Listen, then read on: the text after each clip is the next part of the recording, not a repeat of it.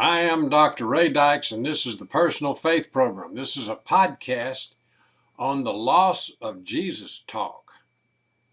Mainline Christians have lost the language to talk about Jesus. Upper class, upper middle class, and our well-educated Christians have lost the ability to discuss Jesus in the 21st century. The old Jesus talk has failed them.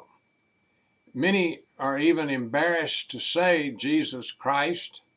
The words they would be forced to use to talk about Jesus sound trite to their ears.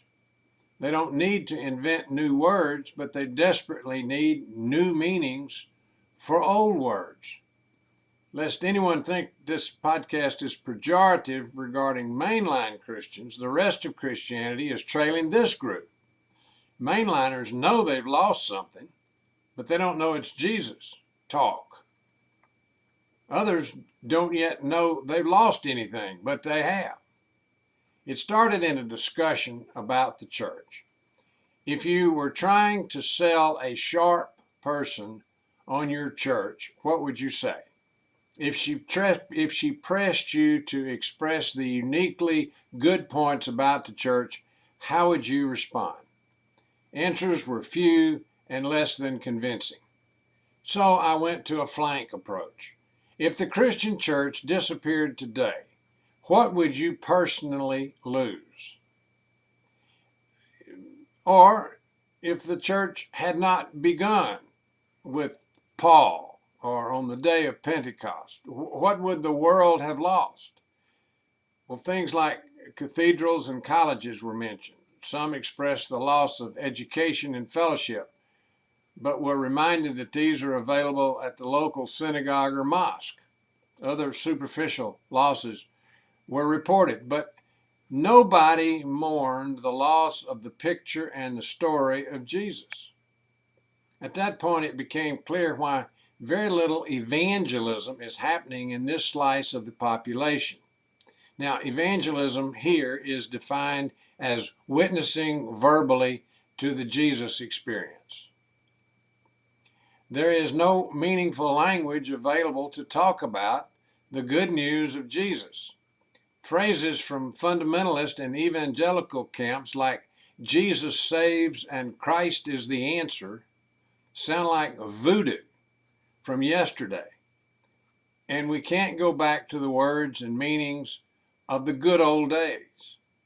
In the early and middle decades of the 1900s, theologians like Barth and Tillich and Rahner gave the sophisticates some theological terms that are no longer effective. Words like justification, sanctification, adoption, substitutionary atonement, or even incarnation have gone down the tubes. Those dogs don't hunt anymore. Jesus talk was experiential in the early church. The persecution and martyrdom of early Christians was identifiable with the cross of Jesus, and the joy of the faith matched with his resurrection.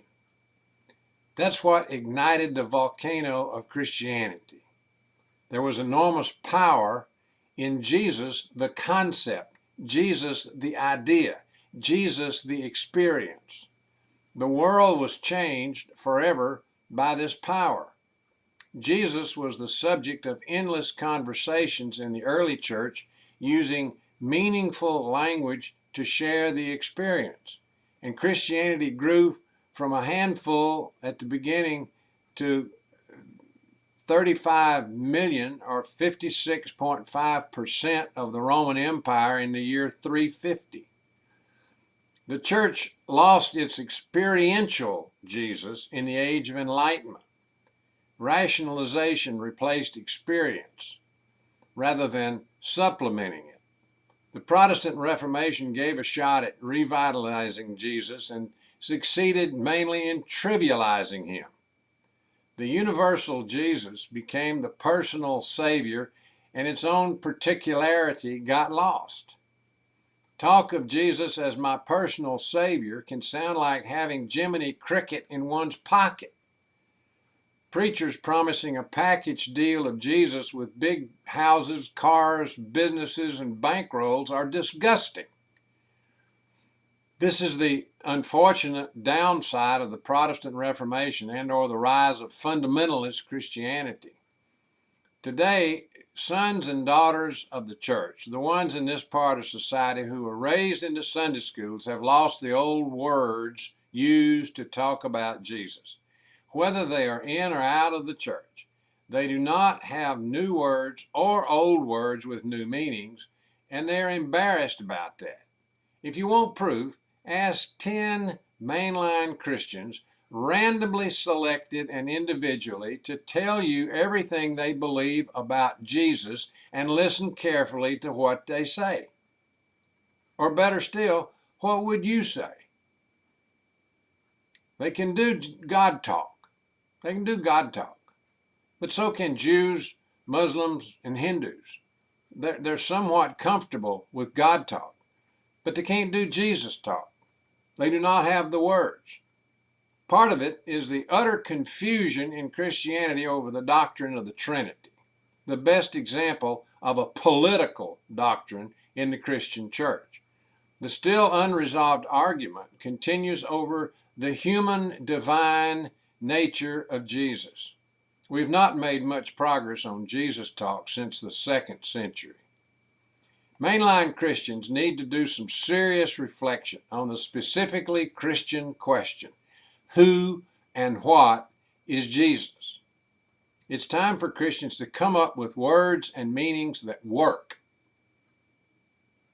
It's certainly time for Christians to experience the meaning of Jesus and learn to talk about both the experience and Jesus. Hope you got something here. Straw to use with your clay to form belief bricks to build your spiritual house of faith. See you next time.